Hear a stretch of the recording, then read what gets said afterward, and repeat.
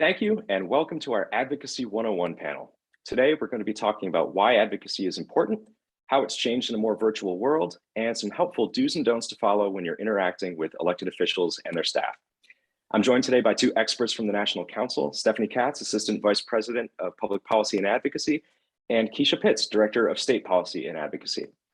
Both Stephanie and Keisha have a wealth of experience. Both are attorneys and former legislative staffers, and both have been involved in key roles passing major pieces of legislation at the state and federal levels. In other words, they don't only know how policy is created and passed, they also know the importance of advocacy and how it informs and shapes the outcomes every step of the way. So let's get right into it. Stephanie, I would love to start with you. Why, in your words, is advocacy important? And how does interacting with your elected officials and their staff actually lead to policy results?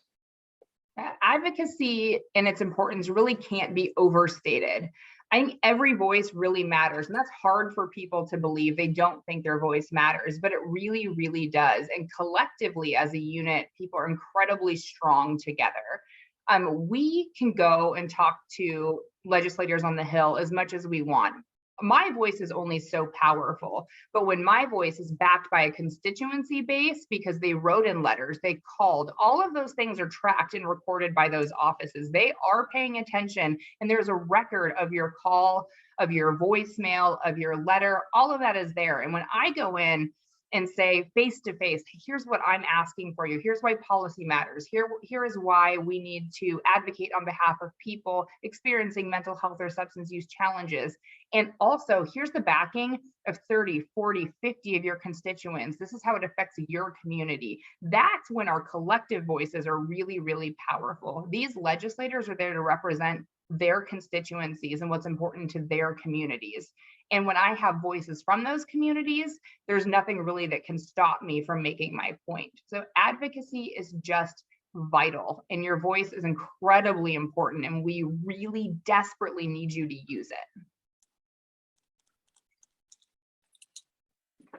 Great.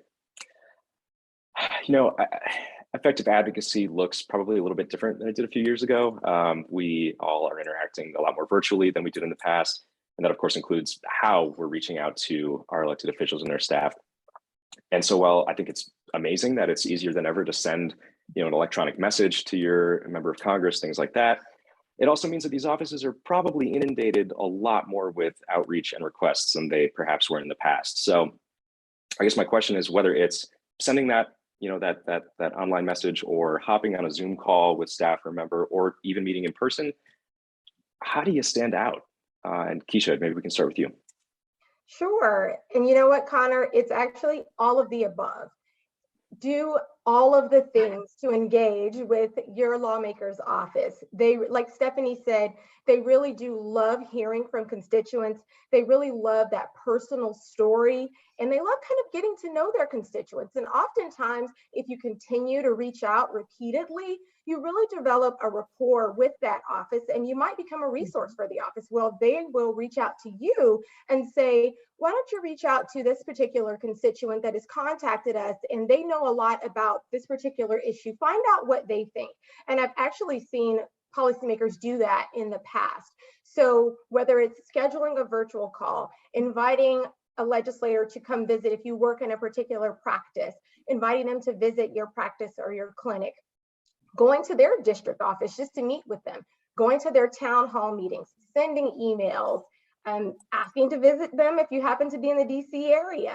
I think all of the above are highly effective in establishing relationships and making sure that you're not just reaching out to policymakers when you have an ask, but also just letting them know that you're here, you're a resource for them as well. That's such a good point, Keisha. I mean, nobody likes being reached out to only when someone needs something, right? And these are people too. It's sometimes easy to forget that, but you're a member of Congress, their staff, they're people. They want to hear these stories. They genuinely want to better the community. So I think that's a really good point on the consistency of the outreach. That also makes me think perhaps there are some pitfalls to avoid or ways that you want to make sure that you don't stand out in a negative way, perhaps. Stephanie, any tips there? Yeah, I mean, I think you've made a really good point. These are just people. The staff are there doing their job. They're doing the best they can. So you don't have to always agree with their politics. You don't have to, and frankly, you don't actually know their politics a lot of the times, but you need to just treat them with respect like you would anyone else. A couple things not to do. I didn't love when people would come in and start off with, by the way, I didn't vote for your boss. Like, it's okay. That is absolutely fine. But I don't need to know that. But because it's starting with the relationship off on the wrong foot, but it's okay. Everyone's entitled to their own vote, and I would never ask them who they voted for, so they certainly don't need to volunteer it.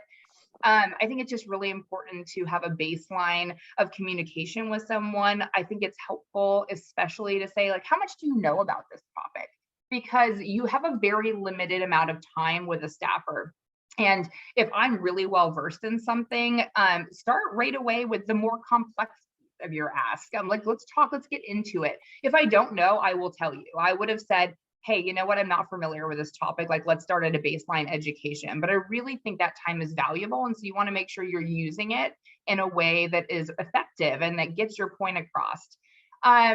But I think really thank yous and pleases. It's all just nice just to treat people well, because they are just there doing their job, and it can be a very tough job they're doing. That's the other piece. It can be a hard job, and so understanding and approaching people with empathy while still making your point is incredibly important. But I would just say, treat them like you would anyone else. Don't threaten them. Don't say that you're going to, blackmail them into what that you want to do. And don't, just don't treat them poorly. I think it's as simple as being polite and respectful and establishing a relationship with someone, because you never know what that relationship could turn into. Well said. Thank you. So for a final question, I want to open the floor to both of you. And this is made, I think, for folks that maybe have not gotten involved in much advocacy before. Maybe they have never reached out to a member of Congress. They've never had a meeting, things like that. What's a good first step that someone could take, and where might they find the resources that they can use for something like this? So definitely a first step is sign up for National Council's advocacy alerts. You can go to our Advocacy Action Center and send letters to your members of Congress very, very easily.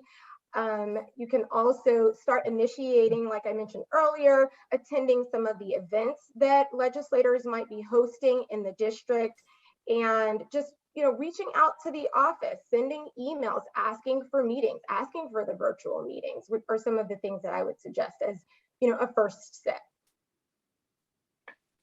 Yeah, I mean, I would totally concur. I think the National Council has a lot of amazing resources. We have an advocacy toolkit to help you step through the process step by step. Of course, signing up for our action alerts. Your voice is incredibly important to getting our policy priorities over the finish line. Each single letter you send out is incredibly important. I think there's also something to be said. It's important to personalize those things. Provide anecdotal evidence. Tell them about your clinic, how your community is affected, how their constituency is affected. All of those things are incredibly important pieces.